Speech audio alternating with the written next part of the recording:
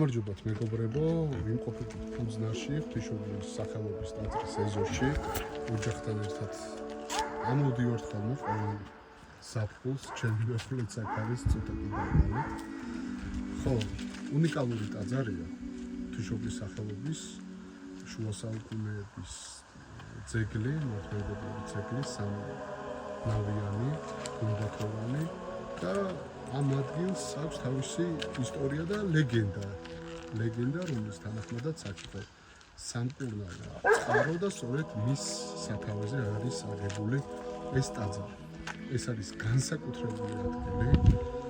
აქ არის სიმშვიდე და აქ არის ერთგვარი ენერგეტიკა, რომელიც განსაკუთრებულია და ყველას გირჩევთ ეწვიოთ ფუძნარის ტაძარს, მოიმოცოთ ეს უნიკალური მართლმადიდებლური ეკლესია და მიიღოთ სულიერი და ფიზიკური სიმშვიდე.